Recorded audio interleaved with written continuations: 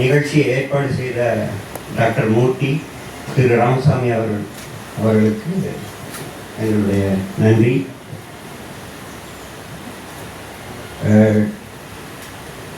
மிளகை பொறுத்தளவுக்கு உங்களுக்கு எல்லாரும் மிளகு எல்லாருமே பார்த்துருக்கோம், எல்லாருமே சாப்பிட்ருக்கோம். எத்தனை பேர் மிளகு சாகுபடி பண்ணுறீங்க? 2-3 பேர் தான் இருக்கீங்க. அவர் என்ன ராமசாமி ஒரு வீடியோ எடுத்துட்ருக்காரு. நீங்கள் உலக போகிறப்போ பார்த்தீங்கன்னா நிறையா பிரிட்டிஷஸ் broad doctors, tropical country Sri Lanka, India, நிறைய பேர் இங்கே வந்து அந்த ஜவான்ஸை ட்ரீட் பண்ணுறதுக்காக வந்தாங்க. சோல்ஜர்ஸ் போர்க்காலத்தில் அடிபட்டுருப்பாங்க இல்லையா, அவங்க ட்ரீட் பண்ணுறதுக்காக கூட்டிகிட்டு வந்தாங்க. அவங்க இங்கே வந்து இங்கே இருக்கக்கூடிய பயோடைவர்சிட்டி, இப்போ நம்ம ட்ராபிக்கல் கண்ட்ரிஸ் இருக்கக்கூடிய டைவர்சிட்டி பார்த்தீங்கன்னா அபரிமிதமானது நிறையா. அவங்கள பார்த்துட்டு தே பிகேம் பாட்டனிஸ்ட். அங்கே போய் யூரோப்புக்கு திரும்ப போய் தே establish their own botanical garden. அது மாதிரி இங்கே நிறைய டாக்டர்ஸ் ஒண்டர் டாக்டர் ப்ராக்டிஸ் கூட விட்டுட்டு இங்கே நம்ம அக்ரிகல்ச்சருக்கு மாறிட்டாங்க. ஒருவேளை அக்ரிகல்ச்சரில் அதிக வருமானம் கிடைக்கணும்னு நினச்சோ, இல்லை ஆன்சஸ்ட்ரல் ப்ராப்பர்ட்டியை மெயின்டைன் பண்ணுறதுக்காகவோ நிறைய doctors. I am happy to, ரொம்ப சந்தோஷம் அவங்க திரும்பவும் அக்ரிகல்ச்சர் வந்தது. மிளகு எடுத்துக்கிட்டிங்கன்னா உலக வரலாற்றிலேயே வரலாற்று, நாகரிகம், வியாபாரம், இந்த வளர்ச்சிக்கு எல்லாமே மிளகு தான் ஒரு காரணம்னு கூட சொல்லலாம். மிளகு தேடி தான் இந்தியாவுக்கு அரேபியர்கள் வந்தாங்க, அதுக்கப்புறம் ஆங்கிலேயர்கள் வந்தாங்க. இந்த மிளகுக்கு ஐக்கிய நாடு சபைகள்லேயே ஒரு தனி ஆர்கனைசேஷன் வச்சுருக்காங்க, அதை நான் பின்னாடி சொல்கிறேன். அந்தளவுக்கு மிக முக்கியமான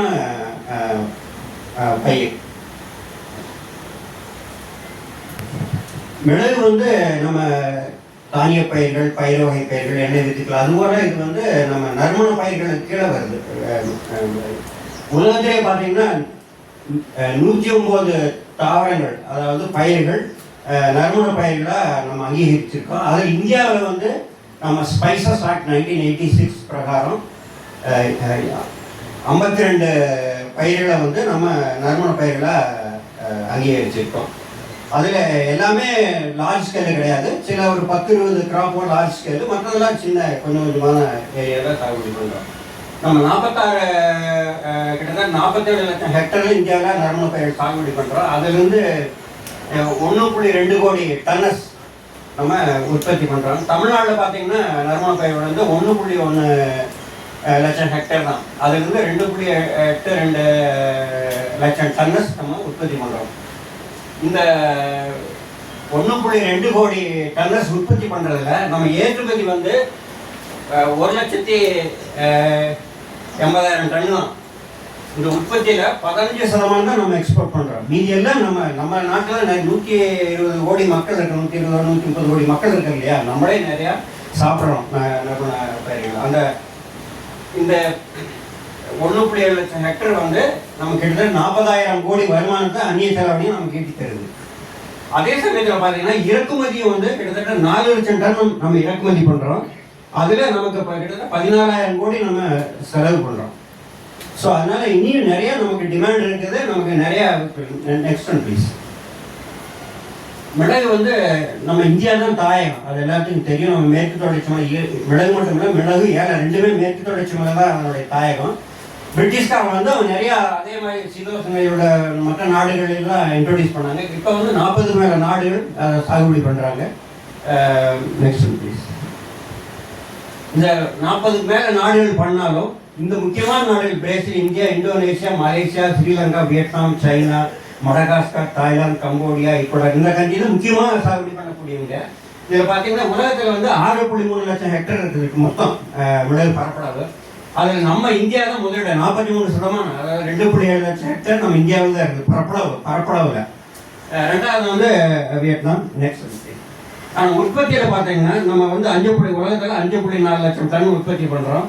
அதில் வந்து நம்மளோட கான்ட்ரிபியூஷன் 3வது இடம், 16% தான். மஸ்ட் வந்து வியட்நாம் போயிருக்கு. கிட்டத்தட்ட 2 லட்சம் டன் அவங்க உற்பத்தி பண்ணுறாங்க. ஒரு காலத்தில் நம்ம இந்தியாவில் லீடிங் ஆனால் நம்ம இப்போ இந்தியா இல்லை, நம்ம இந்தியா வந்து 3வது இடத்துக்கு போயிட்டோம். 2வது வந்து பிரேசில் போயிடுது. Next one please. வியட்நாமில் பார்த்தீங்கன்னா அந்த போக்கு ட்ரெண்டு பார்த்தீங்கன்னா உற்பத்தி வந்து கூடிக்கிட்டே போகுது. நம்ம இந்தியாவில் அப்படி இல்லை, ஏறாவுக்கு குறையும், ஏறக்குறையாகவே இருக்குது. ஒரே ஏற்றமோ இறக்கமோ சமநிலை இல்லை, கூடுறது குறையுது.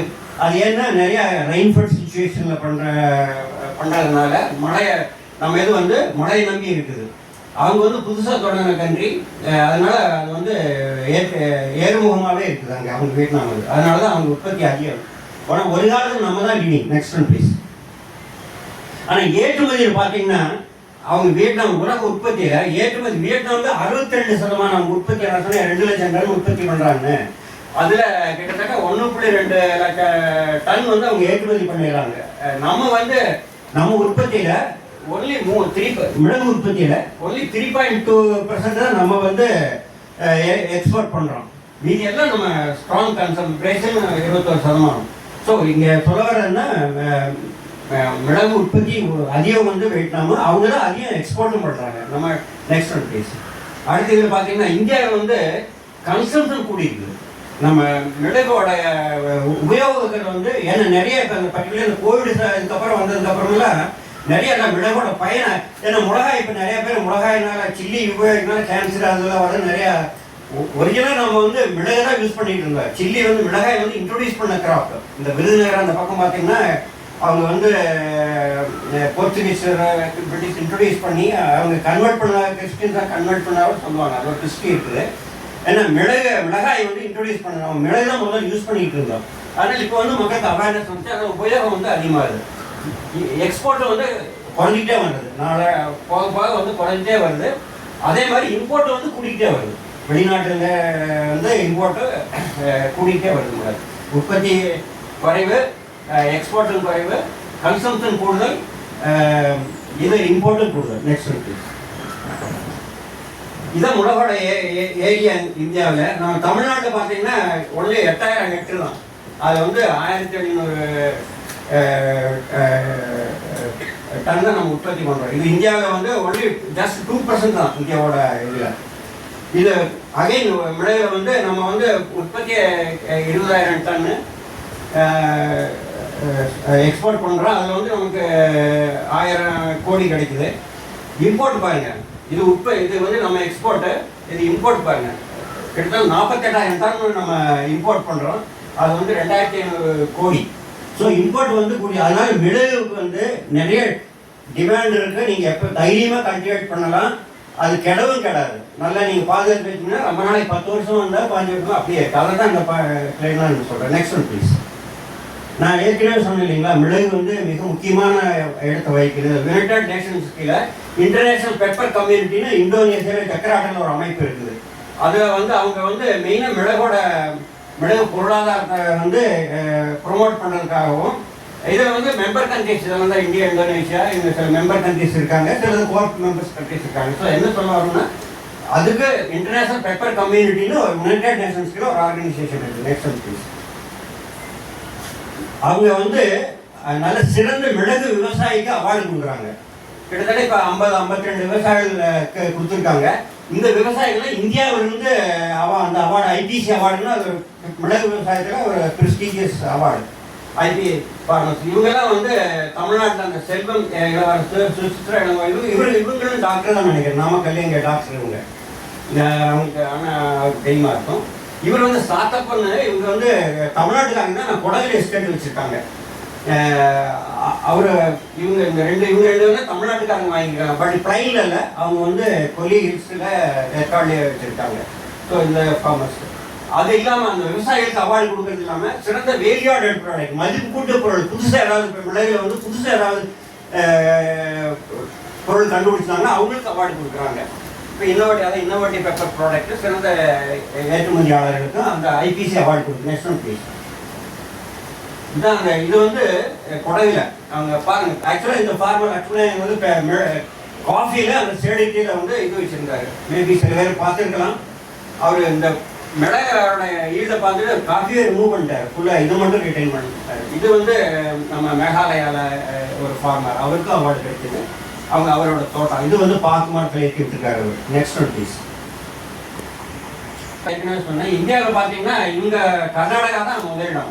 ஒரு காலத்தில் கேரளா முதலிடமாக இருந்தது. இப்போ கேரளாவில் முதலீடு இல்லை. கேரளாவில் வந்து இந்த கால கிளைமேட் சேஞ்சு, அந்த லேபர் ப்ராப்ளம், அதனால இப்போ கர்நாடகா போயிடுச்சு. கர்நாடகா பார்த்தீங்கன்னா கொடகு, காசன், சிர்சி, நார்தன் கர்நாடகாவில் ஃபுல்லாக பாக்கு மரத்தில் தான் ஈவன் நிறையா இப்போ வயலை கூட பாக்கு தோப்பா கன்வெர்ட் பண்ணி அதை இது பண்ணுறாங்க. இது இந்தியாவோட ஸ்டேட்டஸு. Next one please. தமிழகத்தை எடுத்திங்கன்னா இந்த 16 விதமான நம்ம நறுமண பயிர் சாகுபடி பண்ணுறோம். ரோஸ்மேரி வந்து சில இடத்துல அந்த ஈரோடு தாளவாடி ஏரியாவில் கொஞ்சம் ஒரு ஃபார்மர்லாம் கல்டிவேட் பண்ணாங்க, சும்மா சின்ன ஏரியாவில். ஸோ இது மட்டும் இல்லை, இன்னும் இருக்காங்க சின்ன சின்ன இதெல்லாம். இதுதான் முக்கியமான பயிர்கள் வந்து. பட் ஆனால் புள்ளியல் கணக்கு வந்து கவர்மெண்ட் கெஜெட் இதில் இருக்கிறது வந்து இதுதான். இப்போ இந்த 10 இது மஞ்சள், புளி. ஆனால் மஞ்சள் தான் அதிகம் மொத்த ஏரியாவில் மஞ்சள். இப்போ ஈரோடுலையும் பார்த்தீங்கன்னா ஒரு காலத்தில் ஈரோடு வந்து இந்தியாவோட மஞ்சள் உற்பத்தியில் 10% கான்ட்ரிபியூட் பண்ணிச்சு. இப்போ அப்படி இல்லை, அங்கே இல்லை. நிறையா வாழை, மரவள்ளிக்கிழங்கு அதுக்கு மாறிட்டு இருக்காங்க விவசாயிகள். லேபர் ப்ராப்ளம், வேறு ப்ராப்ளம். அங்கேயும் வந்து மஞ்சள் உற்பத்தி குறைஞ்சிட்டே வருது. ஆனால் தமிழ்நாட்டில் வந்து இந்த நறுமண பயிர் மஞ்சள் தான் முதலோட ஏரியாவையும் உற்பத்தி. மஞ்சள், புளி, மிளகாய். புளி ஒரு நல்ல tree spice, dryland suitable. Even இதுலேயும் கூட இன்டர்ட்ராப் பண்ணலாம், பார்டர்லையும் கூட போடலாம். பூண்டு, இஞ்சி, மல்லி, மிளகு, ஏலம், கிராம்பு, ஜாதி, இதெல்லாம் தான் நம்ம முக்கியமாக இதில் கேட்டு. நெக்ஸ்ட் 2008-09 பார்த்தீங்கன்னா விளைவு வந்து 13 டிஸ்ட்ரிக்ட்லாம் கல்டிவேட் ஆச்சு. கிட்டத்தட்ட உற்பத்தி வந்து ஒரு 800 டன்ஸ். Next one. இப்போ பார்த்தீங்கன்னா இப்போ 2023-24 பார்த்தீங்கன்னா 23 டிஸ்ட்ரிக்டில் என்ன இங்கே ராமசாமி அண்ணன் போல இருக்கிறவங்க இந்த சமவெளியில் முன்னெடுத்து நிறையா சமவெளி பிரதேசத்துலேயும் சாகுபடி பண்ண ஆரம்பித்தாங்க. அதனால் 13 டிஸ்ட்ரிக்டில் அஃபிஷியல் ரெக்கார்ட்லேயே இது இருக்குது. அவங்க சர்வே எடுத்து பண்ணியிருக்காங்க. இதில் நான் குறிப்பிட வர்றதுன்னா இந்த இரிகேட்டட் சொல்கிறதா சமவெளியாக இருக்கும். ஏன்னா மற்றது வந்து இதெல்லாம் மலைப்பறை, இப்போ கொல்லிமலை, இப்போ வால்பாறை, ஏற்காடு, நீலகிரி, இதெல்லாம் வந்து இது. பட் இந்த சமவெளியில் ஒன்லி 7% தான். 97-93% மலையில் தான் சாகுபடி பண்ணுறாங்க. இது வந்து குறைவு தான். இப்போ வந்து சமவெளியில் இந்த செமினாரே சமவெளியில் இது பண்ணுறது தான். பட் இதை ப்ரொமோட் பண்ணலாம். சமவெளியில் இனியும் சான்ஸ், வாய்ப்பு இருக்குது. அதான். Next one please. ஆனால் உற்பத்தி பார்த்தீங்கன்னா ஒரே ஒரு ஸ்டாக்னேஷன் மாதிரி தான், பெருசாக ஒரு இம்ப்ரூவ்மெண்ட் இல்லை. தமிழ்நாடோட உற்பத்தி பார்த்தீங்கன்னா ஒரு 1700, இங்கே 1700 டன் தான். பெருசாக ஏரியா கொஞ்சம் கூடி இருக்குது, பட் ப்ரொடக்ஷன் வந்து ஸ்டாக்னேஷன். Next one please. இப்போ அடுத்து வந்து நம்ம எப்படி அந்த சாகுபடி எல்லாம் பற்றி பார்க்குவோம். தட்பவெட்ப நிலை, சாகுபடி நிலை, ரகம், மிளகு கொடியோட. மிளகு கொடி வந்து